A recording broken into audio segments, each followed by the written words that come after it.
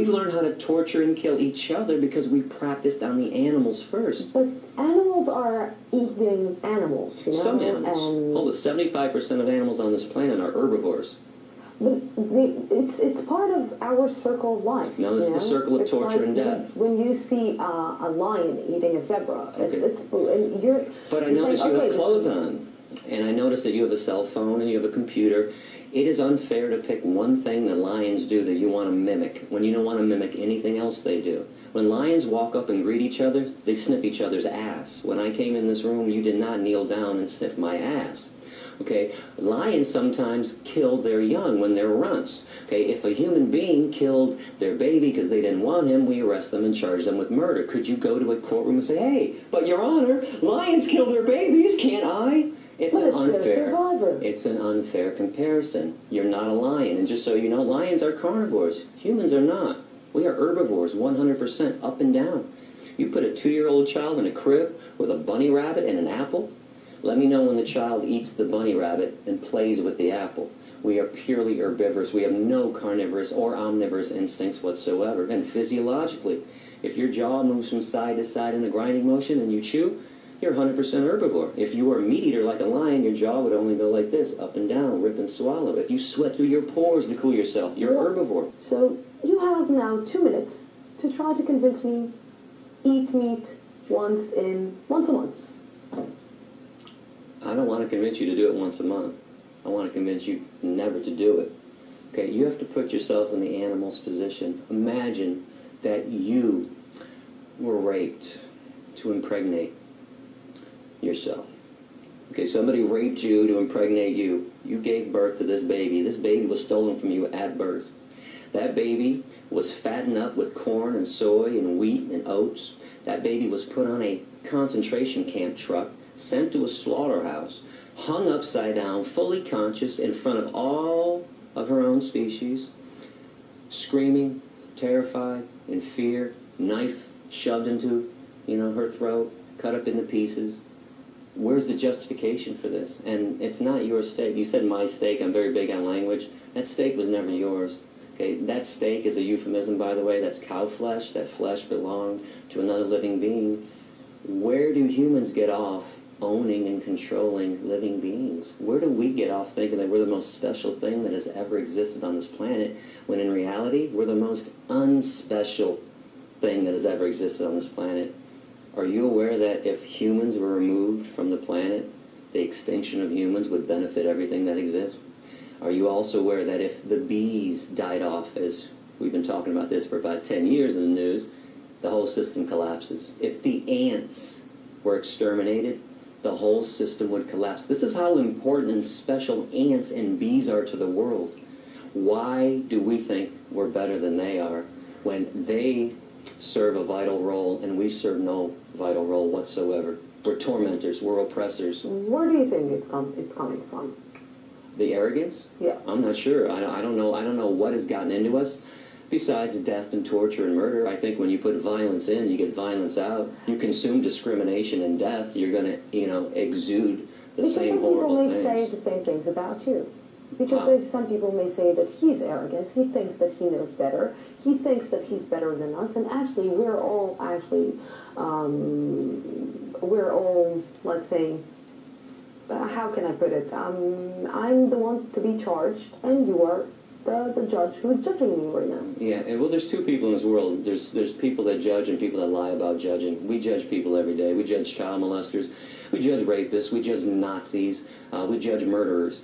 And I know this is a shock to the meat, dairy, and egg eaters of the world, but vegans are more ethical than they are, hands down.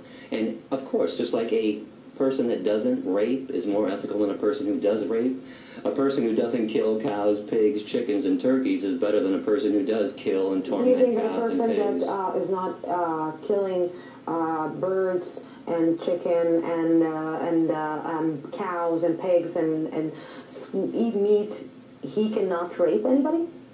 He cannot murder? No, there are no vegan rapists in the prisons of the world. You go find me a vegan rapist. I'd love to hear about a story. I'll show you prisons around the world full of meat, dairy, and egg-eating rapists and child molesters and murderers and people that rob and steal. In fact, I'll even take it a step further when we talk about health. Go find me a hospital with a bunch of sick vegans in it. I'll show you hospitals full of people with heart disease, cancers, diabetes, osteoporosis, kidney problems, etc., all stemming from animal protein, the main cause of every major disease on this planet. And in addition to all the fat from all the animal products and cholesterol and the saturated fat and the trans. Hitler was a vegetarian. Hitler was not a vegetarian. That's a complete lie. A complete and utter lie from Goebbels, his propaganda minister. Hitler did have a lot of power, didn't he? If he had all this power that he had, why didn't he mandate veganism if he were a vegan or a vegetarian? Do you know that Himmler, the guy that constructed all the gas chambers, was it chicken? Maybe he wanted to slaughter Jews. This is why he had another idea, complete other idea. Two of his biographers, Albert Speer and Robert Payne, talked about Hitler's love for liver dumplings and pigeon, which is known as squab. His main chef, Dion Lucas, wrote a book in 1964, the Gourmet School Cooking Book, and she wrote his favorite recipes, which were all meat-based recipes. This is the power of propaganda, the power of Goebbels, still alive and well. Do you know why people think Hitler was veg? Goebbels wanted to make Hitler seem as peaceful as somebody else in the world at that time who was loved and adored. And his name was Mohandas Gandhi. And Gandhi was vegetarian. And Goebbels would say, wait, Hitler's just like Gandhi. He loves animals too. And he's peaceful to the animals and he's a vegetarian. He's not. And just so you know, all the concentration camps did have animal slaughterhouses there too. And when the Allied forces came in to rescue the Jews and the Gypsies, they left the animals behind. This is why I call this the world's largest and longest running Holocaust.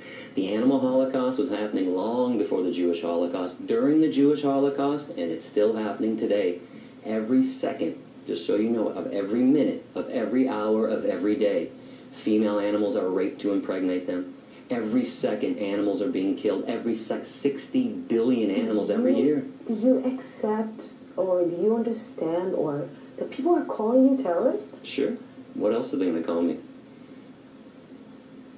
You couldn't sleep at night if they called me a compassionate human being, because I'm calling them out. What is your main purpose? Because most of the world won't become vegan. I'm trying to bring compassion to this world. It's amazing that I'm called a terrorist. And if I'm called a terrorist for saving animals, what do we call people that kill animals and torture animals and eat animals? Most people I know aren't evil people, but most people don't realize their daily choices support evil. So if you put a knife in my hand when I was growing up, even though I ate meat, said, hey Gary, go kill that cow, Billy, you must be crazy. I'm not sticking that knife in somebody else's throat.